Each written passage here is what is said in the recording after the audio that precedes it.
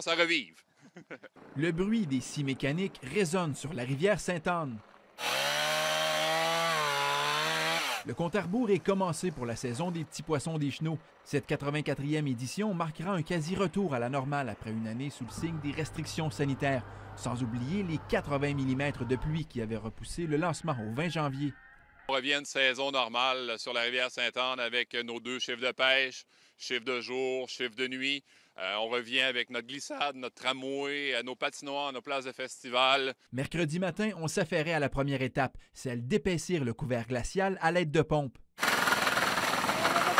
L'épaisseur de la glace sur la rivière Sainte-Anne est de présentement 7 pouces. Si on veut être en mesure d'accueillir les automobilistes en toute sécurité à partir du 26 décembre, c'est minimum 12 pouces qu'on aura besoin. Cette année marquera aussi le retour des 18 pourvoyeurs alors que la moitié d'entre eux avaient décidé de sauter un tour l'an passé. On veut rejoindre 60 000 visiteurs cette année et ça semble bien parti. L'année passée, on avait la bulle, mais on a eu beaucoup de nouveaux clients.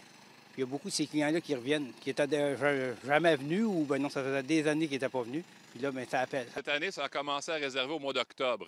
C'est rare qu'on voyait ça. Ce retour à la normale fera du bien aux commerçants du village. L'événement est un poumon économique majeur. On a de l'hébergement, fait qu'il y a beaucoup de gens qui viennent ici, nous appellent. Puis normalement, là, du 26 décembre, quand la température le permet jusqu'à la fin, normalement, je suis bookée pas mal toutes les fins de semaine. Il y a des aires d'ouverture qui s'allongent justement en raison de la popularité là, des poissons des chenaux et des gens qui vont dans les commerces. Comme quoi une bonne nouvelle n'arrive jamais seule, Sainte-Anne fait partie des 8 meilleures destinations de pêche sur glace au Canada selon le site web Fishing Booker, un leader mondial dans la réservation de voyages de pêche.